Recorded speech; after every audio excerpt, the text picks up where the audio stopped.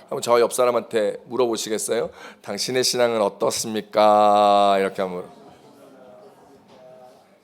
제가 오늘 설교를 시작하면서 오늘 말씀의 제목과 같은 질문을 여러분에게 드려보고 싶습니다. 지금 여러분의 신앙은 어떻습니까?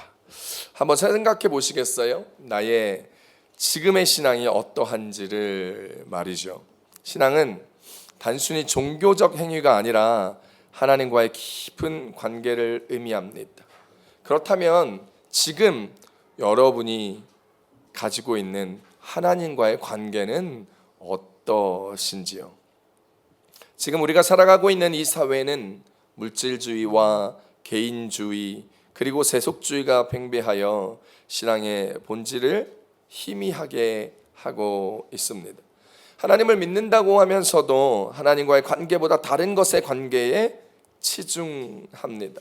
세상의 가치에 매몰되어서 하나님께 내 시간을 쏟을 여유가 없습니다. 돈 버는 것, 공부하는 것, 재미있는 것, 사람을 만나고 관계를 쌓아가는 것 등과 같은 것에 집중하여서 나의 시간을 쏟으면서도 정작 하나님을 알아가는 것, 하나님을 생각하는 것, 하나님께 기도하는 것, 하나님을 알기 위하여 말씀 공부하는 것, 말씀을 읽어보는 것, 오늘 하루는 어땠는지, 오늘 하루 하나님이 내게 베풀어 주신 것은 무엇인지에 대한 관심은 없습니다. 여러분, 하나님이 아닌 다른 것에 여러분의 시간과 여러분의 생각을 쏟고 계시다면 여러분이 이러한 상황에서 오늘 우리는 여러분 앞에 여러분의 신앙의 본질을 되새겨보며 하나님과의 관계를 위하여 생각하며 혹 그 관계가 어그러져 있다면 그 관계를 하나님과의 관계를 회복해야 합니다. 신앙은 하나님을 믿고 따르는 마음과 행동입니다. 이는 단순한 의식이나 습관 같은 것이 아니라 삶의 중심에 하나님을 모시는 것입니다. 나의 주인으로, 나의 구원자로 모시는 것입니다. 물질주의, 세속주의, 그리고 개인주의가 팽배한 현대사회를 살아가면서 신앙은 우리에게 분명한 삶의 목적과 방향을 제시합니다. 신앙은 우리가 어려움 속에서도 희망을 잃지 않고 우리의 주이신 하나님의 뜻을 따라 살아가도록 우리의 삶을 인도하며 우리의 방향성을 리디렉션 해 주십니다. 그리고 오늘 우리는 지금 여러분의 신앙은 어떻습니까? 라는 이 질문 앞에 다시 한번 우리 스스로의 신앙을 돌아보며 다시금 나의 신앙의 본질을 되새기고 하나님의 관계를 생각해 보아야 합니다. 그런 신앙의 본질을 돌아보고 회복하며 하나님 앞에 나아가기 위하여 오늘 우리가 읽은 본문 사사기서는 우리에게 재미난 이야기를 말해주고 있습니다. 바로 마가라 하는 사람과 그의 어머니의 신앙에 대한 이야기입니다. 마가의 어머니가 집에서 은 1,100을 잃어버렸습니다. 여러분, 은 1,100은 굉장한 돈입니다. 당시 노동자의 1년치 연봉이 은 10 정도 되었습니다. 그러니까 은 10을 최소한 1,000만 원이라고 잡아도 여러분 그냥 일용직 노동자이기 때문에 그냥 최소한 미니멈으로 은 10을 1,000만 원 정도만 잡아도 지금 돈 11억 원을 마가의 어머니가 잃어버린 것이었습니다. 이 마가의 어머니가 마가가 아니고 미가죠. 미가의 어머니가 여러분 이 돈을 잊어버리고 나서 이 큰 돈을 잊어버리고 나서 얼마나 속상하고 화가 났겠습니까? 그래서 잊어버렸다는 사실을 알고부터 눈만 뜨면 이제 내 돈 훔쳐간 이 멍멍이 새끼, 이 10원짜리 새끼, 막 이놈 저놈 썩을 놈 죽을 놈 하면서 욕을 쏟아내고 저주를 퍼붓기 시작하며 아들을 볼 때, 남편을 볼 때, 사람들을 볼 때만 내 돈을 훔쳐간 그 멍멍이 새끼, 썩을 놈의 새끼, 죽을 놈의 새끼, 내 돈 훔쳐간 멍멍이 죽을지어다, 망할지어다 이러면서 다니는 거예요. 그러니까 이 아들 미가가 막 이렇게 저주하고 악담을 계속해서 하는 어머니의 이야기를 귓속에 들으면서 이 미가 앞에서도 이렇게 쏟아내는 어머니 때문에 마음이 불편했습니다. 여기 반전이 있죠. 그 악담과 저주를 들은 미가가 어머니께 어머니 돈 은천백 여기 있어요 하고 어머니의 돈을 가지고 온 것입니다. 사실 그 어머니의 돈은 다른 도둑놈이 가져간 것이 아니라 그 큰 돈을 아들 미가가 어머니에게서 훔친 것입니다. 어머니에게서 돈을 훔친 미가는 어머니의 저주를 듣고 자꾸 되뇌겨지는 거예요. 눈만 감으면 어머니가 이 썩을 놈 죽을 놈 이 10원짜리 멍멍이 새끼 하면서 욕하는 그 저주가 마치 나에게 임할 것 같은 불안함과 초조함이 생겨 잠을 잘 때도 살아갈 때도 어머니를 볼 때도 그 저주가 자기에게 임할 것에 대한 두려움으로 어머니에게 자수를 한 것입니다. 어머니가 잃어버린 그 은천백을 제가 가지고 있습니다 라고 자수하면서 어머니 앞에 나아갑니다. 그러자 어머니가 어떻게 합니까? 오늘 성경 본문은 그 아들을 축복합니다. 아이고 도둑놈이 안 가져가고 내 아들이 가져갔으니까 천만다행이다. 잊어버린 게 아니야. 그러면서 아들아 너가 이 돈을 나에게 다시 가져왔으니 여호와께 복받기를 원하노라 라고 이렇게 축복합니다. 좀 전까지는 악담과 저주를 퍼부었던 이 어머니가 아들이 돈을 가져오자 언제 그랬냐는 듯 복을 빌어줍니다. 사사기서 17장 1절로 2절 말씀 함께 읽어봅니다. 시작. 에브라임 산지에 미가라 이름하는 사람이 있더니 그의 어머니에게 이르되 어머니께서 은천백을 잃어버리셨으므로 저주하시고 내 귀에도 말씀하셨더니 보소서 그 은이 내게 있나이다. 내가 그것을 가졌나이다 하니 그의 어머니가 이르되 내 아들이 여호와께 복받기를 원하노라 하시니 아멘. 여러분 어떻습니까? 여러분 재밌죠? 또 상황이 웃기죠? 반전도 있습니다. 자, 오늘 이 말씀을 서두로 이야기가 펼쳐집니다. 이 이야기를 통하여 오늘 이 말씀에 반추한 우리의 신앙은 어떠한지 함께 살펴보고자 합니다. 오늘 사사기를 통하여 우리에게 주시는 말씀의 은혜는 무엇일까요? 첫 번째입니다. 우리의 신앙이 양다리의 신앙은 아닌지 살펴보아야 한다는 겁니다. 따라합시다. 우리의 신앙이 양다리 신앙입니까? 자, 사사기서 오늘 본문 17장 2절로 3절을 붙여서 읽어봅니다. 시작. 그의 어머니께서 이르되 어머니께서 은천백을 잃어버리셨으므로 저주하시고 내 귀에도 말씀하셨더니 보소서 그 은이 내게 있나이다. 내가 그것을 가졌나이다 하니 그의 어머니가 이르되 내 아들이 여호와께 복받기를 원하노라 하니라.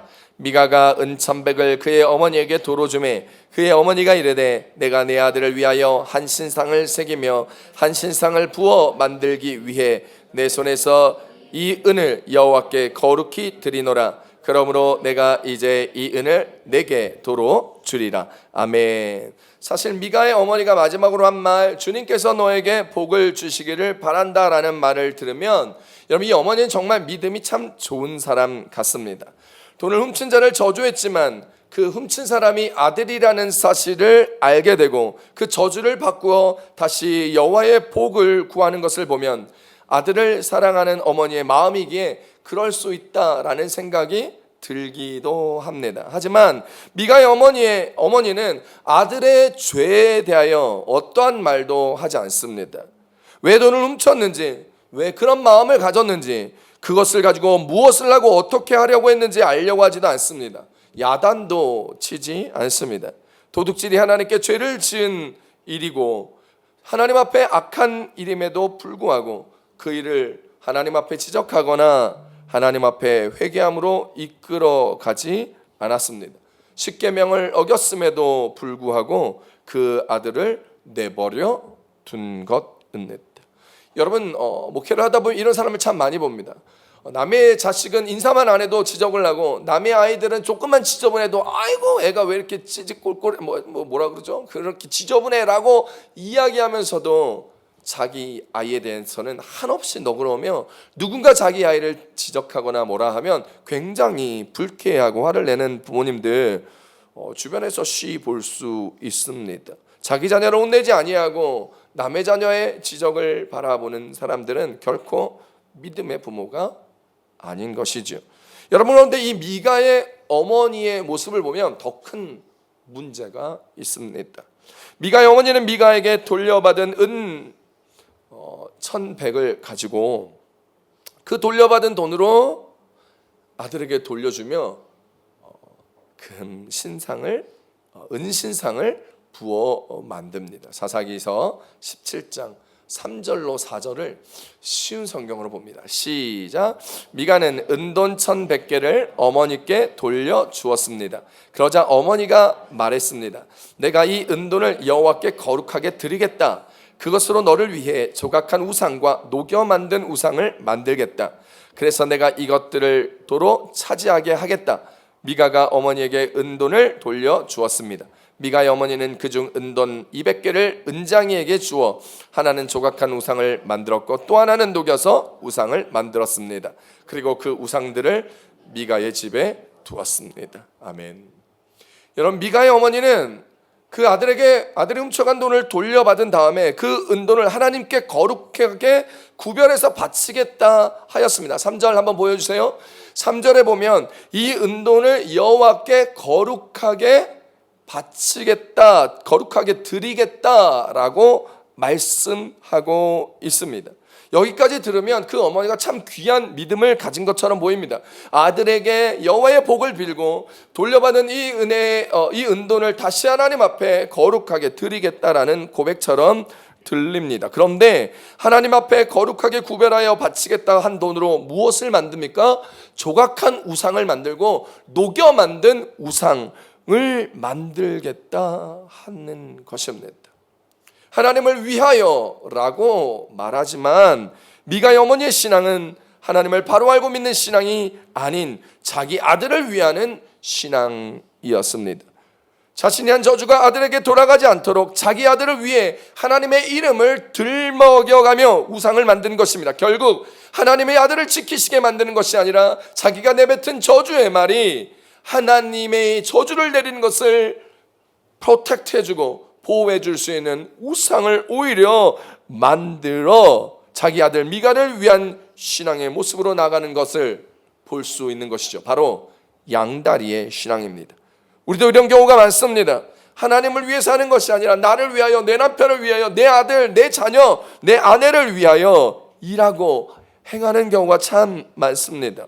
미가와 그의 어머니는 하나님의 이름으로 축복도 하고 섬긴다고도 하지만 하나님께서 금하신 우상을 부어 만들고 에봇과 드라빔 신상도 만들어 자기 집에 두고 섬기는 미신을 믿는 사람들이 되었습니다. 여러분, 이방 사람들이 행하는 우상 숭배를 하나님의 이름으로 하고 있는 것입니다. 십계명을 어기는 것이죠. 출애굽기 20장 4절은 십계명의 이에 대한 부분을 분명하고도 정확하게 설명하고 있습니다. 시작. 너를 위하여 새긴 우상을 만들지 말고 또 위로 하늘에 있는 것이나 아래 땅에 있는 것이나 땅 아래 물속에 있는 것의 어떤 형태도 만들지 말며. 아멘. 너를 위하여 새긴 어떤 우상도 만들지 말라고 하였는데 미가의 어머니는 아들 미가를 위하여 우상을 만듭니다. 조각한 우상, 녹여 부어 만든 우상을 만들어 그 아들을 프로텍션 하려고 하는 것이지요. 그런데 성경을 보니까 이게 처음이 아니었던 것 같습니다. 성경을 보니 미가의 집에는 신당도 있었다고 설명합니다. 오늘 본문 사사기 17장 5절입니다. 시작. 그 사람 미가에게 신당이 있으므로 그가 에봇과 드라빔을 만들고 한 아들을 세워 그의 제사장으로 삼았더라. 아멘. 여러분, 여기서 신당을 가지고 있었다는 말은 다른 신들을 겸히 섬겼다라는 말입니다. 즉 계속해서 그들의 신앙은 우상을 섬기는 양다리 신앙으로 살아가고 있었다라는 거죠. 마치 무당집과 같은 것이 신당입니다. 여러분, 미가에게는 그러한 신들을 모셔두고 제사를 드리는 장소가 있었던 것입니다. 미가가 만든 에봇과 드라빔. 여러분, 이 에봇은 레위 사람이 레위 지파 제사장이 입는 옷이 바로 에봇입니다. 그리고 드라빔은 점을 치는데 사용했던 도구였습니다. 여러분, 그런데 그 신당을 지키고 자신을 위하여 빌어줄 제사장까지 고용하며 그 신당을 운영했던 미가와 그의 어머니, 그 사람, 그들을 위하여 제사장으로 살았던 그 사람은 바로 레위인이었습니다. 하나님을 섬기고 하나님의 말씀을 가르치며 하나님께 제사하여야 할 레위인이 우상을 섬기는 미가의 집에서, 그 신당에서 근무하면서 하나님의 나라를 위한 제사장이 아니라 개인 제사장, 복을 빌어주는 무당과 같은 사람으로 취직을 한 것입니다. 뭐 때문에 그랬을까요? 돈 때문에 그랬습니다. 돈 때문에 하지 말아야 할 일들을 하는 레위인의 모습을 오늘 우리는 사사기 17장 10절에서 11절 사이에서 살펴볼 수 있습니다. 함께 읽어봅니다. 시작.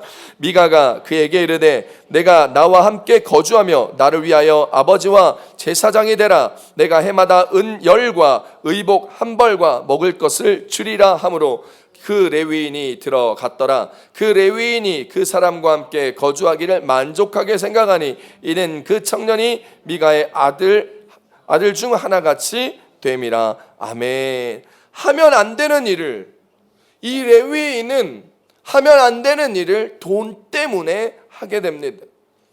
여러분, 우리 가운데도 그리스도인으로서 하면 안 되는 일들이 있는데, 하면 안 되는 일들을 돈을 벌려고, 살아가려고 어쩔 수 없다라는 미명하에 하나님의 말씀을 어겨가며 살아갈 때가 있습니다.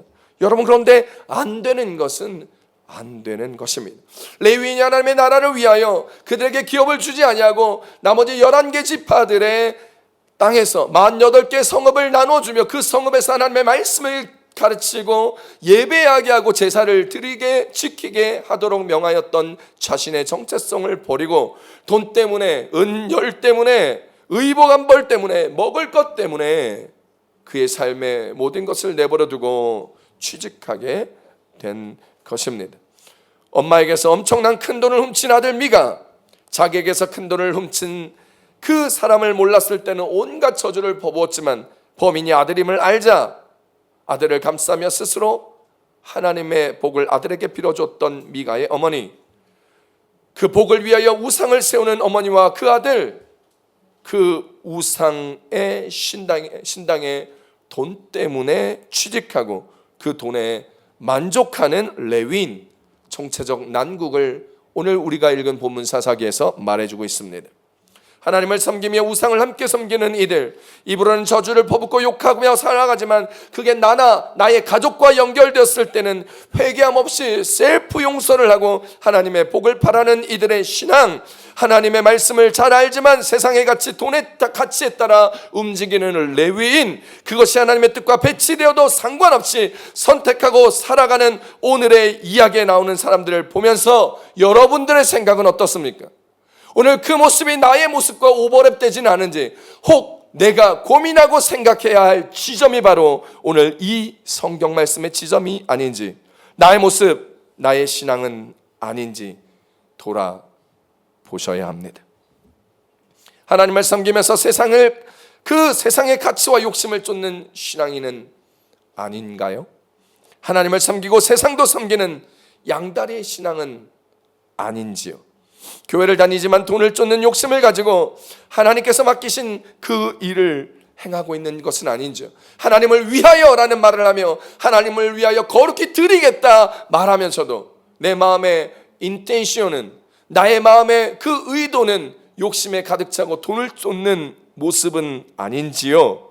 그래서 하나님이 맡기신 그 일을 하면서 욕심을 가지면서 거기에서 파생되는 모든 일들, 거기서 파생되는 하나님의 뜻에 어긋나는 일들을 어쩔 수 없다, 당연하다, 먹고 살려면 그럴 수밖에 없다라는 마음으로 행하고 있는지, 셀프 용서하며 셀프 당연시하고 셀프 합리화하면서 오늘 살아가고 있는 모습들이 우리의 모습들은 아닌지 생각해 보셔야 됩니다. 나도 모르게 지금 저와 여러분은 양다리의 신앙에 젖어 있는 것은 아닌지 함께 돌아보십시다.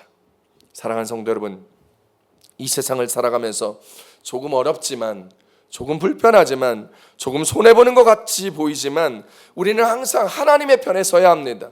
하나님과 세상을 겸히 섬길 수 없다, 성경은 이야기합니다. 양다리의 신앙으로 이곳저곳에 서 있는 것이 아닌 하나님의 편에 오롯이 서 있는 우리가 되기를 바랍니다. 모세가 시내산에 올라가 친히 하나님을 만나고 십계명을 기록한 돌판을 가지고 이스라엘 백성에게로 내려왔는데, 모세가 시내산에서 내려오는 것이 조금 늦어지자 백성들은 불안해지기 시작했습니다.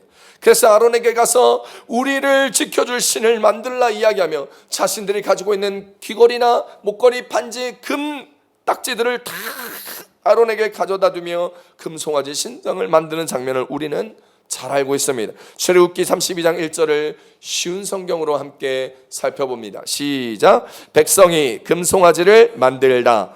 백성은 모세가 산에서 내려오는 것이 늦어지자 아론에게 몰려와서 말했습니다. 우리를 이집트 땅에서 인도해낸 모세가 어떻게 되었는지 모르겠으니 우리를 인도할 신을 만들어 주시오. 아멘.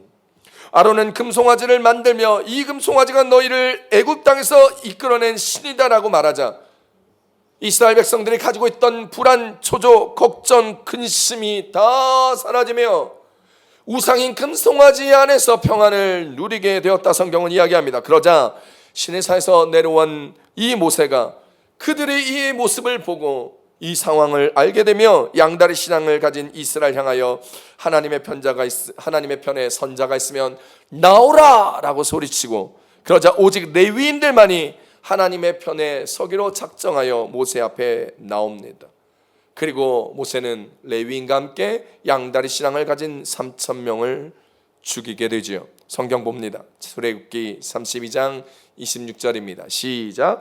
이에 모세가 진문에 서서 이르되 누구든지 여호와의 편에 있는 자는 내게로 나오라 하매 레위 자손이 다 모여 그에게로 가는지라. 아멘. 사랑하는 성도 여러분, 우린 선택해야 합니다. 불안하고 초조하고 걱정될 수 있습니다. 하나님의 꿈과 비전을 가지고 오늘을 살아갈 때 그 일이 잘 안 되는 것 같고 더딘 것 같고 힘든 것 같고 좀 부족한 것 같이 느껴질 때 우리는 하나님이 아닌 다른 것을 찾기 시작합니다. 돈을 쫓기 시작하고 나에게 좀 더 유리한 방향으로 해석하기 시작하고 하나님의 말씀보다는 세상의 방법, 사람들의 조언에 귀를 기울여 그 일을 하려 합니다. 그러나 그때 우리는 반드시 선택해야 합니다. 더 이상 양다리 신앙이 아닌 마음의 한켠에 보험을 들어두어서는 안 됩니다. 그것은 죽음으로 가는 패망의 길이기 때문입니다. 엘리야가 고백합니다. 언제까지 그렇게 머뭇거릴 것이냐고 말입니다. 우리에게 하는 말이지요. 열왕기상 18장 21절입니다. 시작. 엘리야가 모든 백성에게 가까이 나아가 이르되 너희가 어느 때까지 둘 사이에서 머뭇머뭇하려느냐? 여호와가 만일 하나님이면 그를 따르고 바알이 만일 하나님이면 그를 따를지니라 하니 백성이 말 한마디도 대답하지 아니하는지라. 아멘.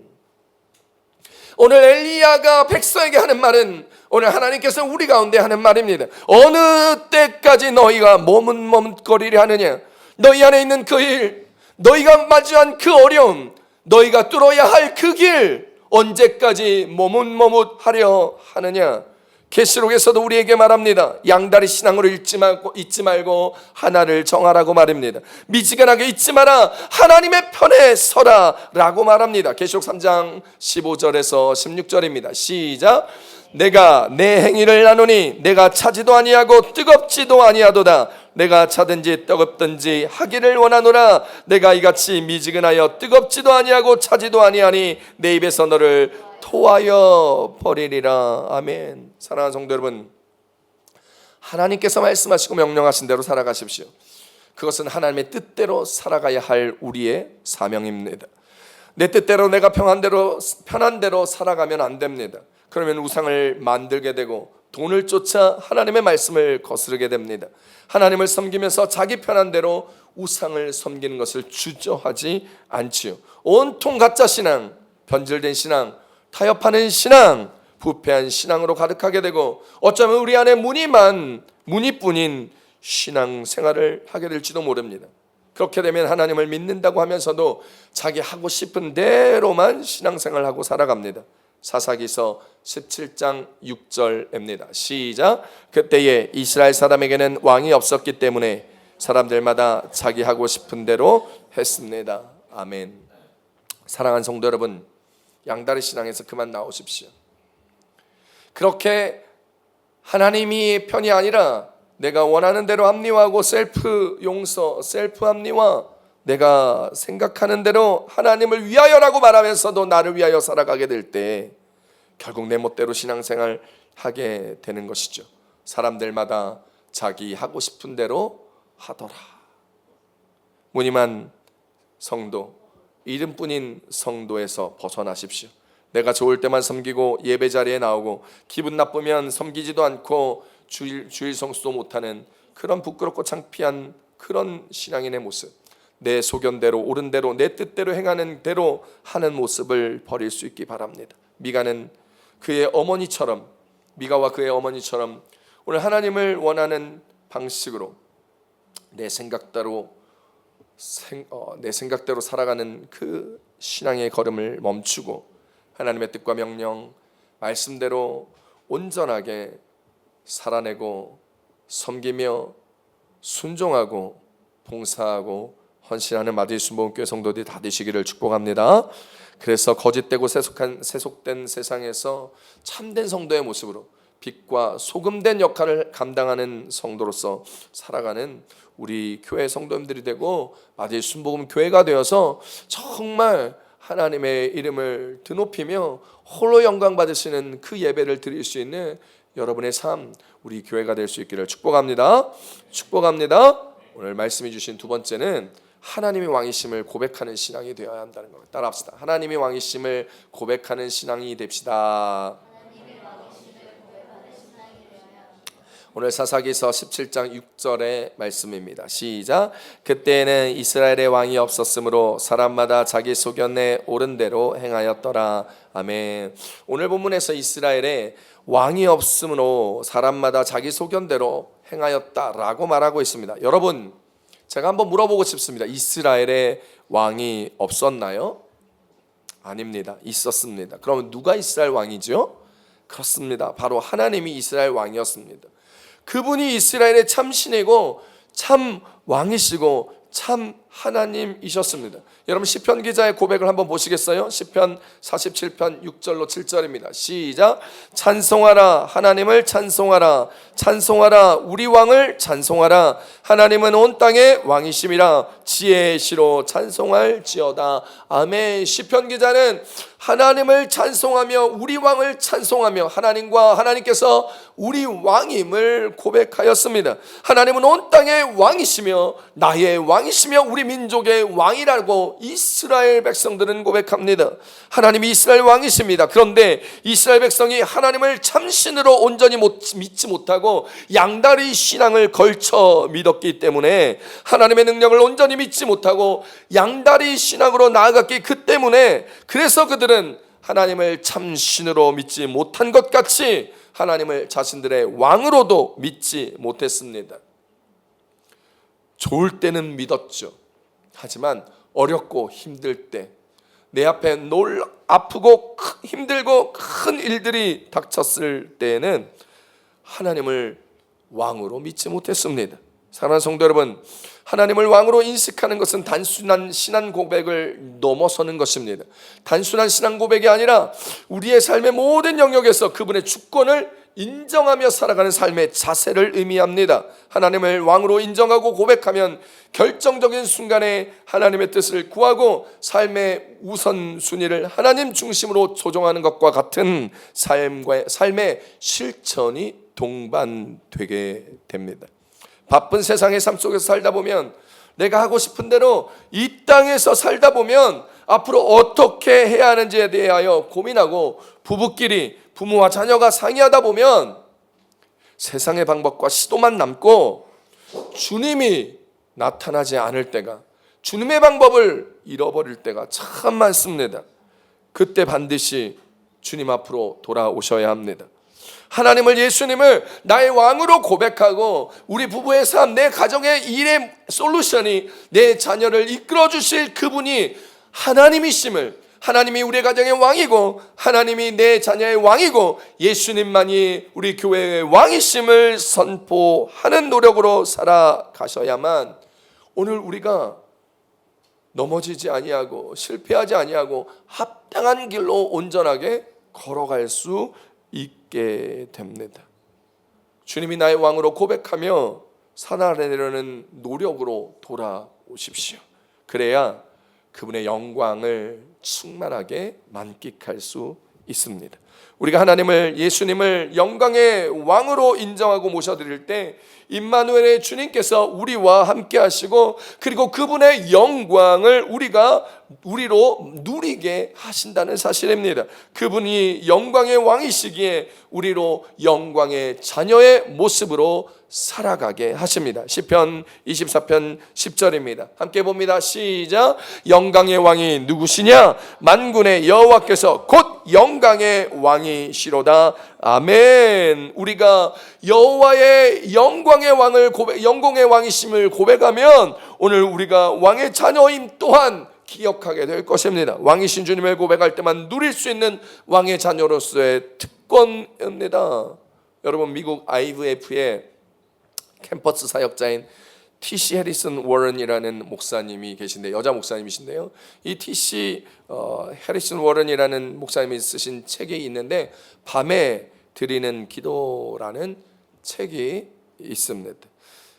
여러분, 이 책의 부제가 참 독특한데요, 이 제 또 다른 제목이 뭐가 있냐면 삶의 어둠 속에서 믿음의 언어를 되찾는 법이라는 책입니다. 이 책의 서문에는 이런 글이 나옵니다. 모든 면에서 어두운 한 해였다. 1월 초에 고향 텍사스에서 2,000km가 넘게 떨어진 피츠버그로 이사한 지 일주일 만에 텍사스에 계시던 아버지께서 한밤중에 돌아가셨다.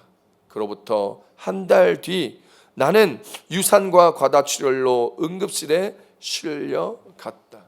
그리고 한 달 후에 기적처럼 다시 임신을 확인하게 됐지만 임신 초기에 하혈이 시작되었고 결국 또다시 아기를 잃었다. 그 길었던 해에 가을이 지나면서 해가 짧아지고 서리가 내릴 무렵 나는 기도할 수 없는 목사가 되었다. 하나님께 어떻게 나아가야 할지 더 이상 알 수가 없었다. 고통의 깊이가 내 말의 능력을 뒤엎어버렸다. 더욱 고통스러운 것은 하나님을 어떻게 신뢰해야 하는지 확신이 들지 않기 때문에 어떠한 기도도 할 수 없었다라는 사실이었다. 내게는 슬픔과 두려움을 담아낼 언어가 필요했다. 나라와 하여금 어둠의 빛으로 좋은 소식으로 다시 마주하게 해줄 수 있는 것은 밤의 기도였다. 그리고 그 밤의 기도 때 했던 나의 그때의 고백이 하나님, 당신은 나의 왕이십니다 였다. 사랑하는 성도 여러분, 우리가 살다 보면 참 말로 형언할 수 없는 고통이나 아픔이나 고민이나 걱정이나 어려움들에 사로잡힐 때가 있습니다. 절망의 순간이 찾아오죠. 그때를 만나게 되면 아무리 기도해도 답답하기만 하고 어렵고 힘들 때가 많습니다. 그렇게 힘들고 답답하고 지칠 때 결코 기도를 멈추지 말기를 바랍니다. 하나님은 우리의 기도를 듣고 계시기 때문입니다. 아멘. 시편 기자는 우리 인생의 캄캄한 밤과 같은 힘든 일을 만났을 때 그때 믿음의 사람들이 해야 할 일이 무엇인지를 말해주고 있습니다. 그때 해야 할 일이 무엇일까요? 오늘 우리가 들어야 할 메시지입니다. 오늘 우리 인생의 어두운 밤이 찾아왔을 때 우리가 해야 할 일은 바로 믿음의 고백입니다. 하나님은 나의 왕이시다라는 믿음의 고백 말이죠. 시편 74편 12절에 시편 기자는 이렇게 고백합니다. 시작. 하나님은 예로부터 나의 왕이시라 사람으로 구원을 베푸셨나이다. 아멘. 세상이 나를 힘들게 하고 세상의 가치가 나를 아무리 유혹하더라도 우리는 이 고백을 하며 나의 왕은 하나님임을 선포하며 승리해야 합니다. 다윗을 보십시오. 다윗은 어려운 일이 있을 때마다 왕이신 하나님을 고백하고 선포하며 그 어려운 상황을 헤쳐나가 그의 인생에서 승리를 가져옵니다. 시편 16절을 쉬운 성경으로 함께 봅니다. 시작. 여호와께서는 영원한 왕이십니다. 주님께 대항하는 나라들은 주님의 땅에서 사라질 것입니다. 아멘. 여러분, 다윗 왕은 그의 삶의 어려움에서 여호와는 나의 왕이시라고, 여호와는 영원한 왕이시라고 고백하며 그 어려움에서부터 승리하며 주의 놀라운 은혜를 맛보아 알게 되었습니다. 양다리 신앙에서 벗어나시고 하나님을 나의 왕으로 고백하신다면 오늘 주님은 우리의 인생의 승리의 영광을 맛보게 하여 주실 것입니다. 무엇이 어렵고 두렵고 힘드십니까? 왕이신 하나님을 선포하시는 인생, 왕이신 예수님을 온전히 믿음으로 말미암아 내 인생이 내 마음대로가 아니라 하나님의 뜻대로 이루어지며 살아낼 수 있는 마대일 순복음교회 성도들의 삶이 다 되시기를 축복합니다. 여러분의 신앙은 어떻습니까? 하나님이 왕이실 때 내 인생을 내 마음대로 살아가지 않을 때, 내 계획대로 되어지지 않을 때, 그때부터 내 인생은 내 마음대로가 아닌 하나님의 계획대로 이루어집니다. 우리 함께 고백하십시다. 하나님이 나의 왕이십니다. 하나님이 우리 가정의 왕이십니다. 하나님이 우리 교회의 왕이십니다. 하나님이 우리나라 민족의 왕이십니다. 하나님만이 열방과 세상의 왕이십니다. 여러분의 이 고백을 통하여 하나님의 놀라운 승리의 영광을 누리며 함께 할 수 있기를 축원합니다. 우리의 고백이 하나님 앞에 나아갈 때 하나님께서는 하늘 보좌문을 여시사 하늘의 신령한 복과 땅의 기름진 복을 쏟아부어 주시며 영광의 승리를 맛보하게 될 줄 믿으시며 오늘 주님 앞에 온전하고 복된 신앙의 모습으로 담대히 나가는 우리 교회 성도님들 다 되시기를 우리 주 예수님의 이름으로 축복합니다. 축복합니다.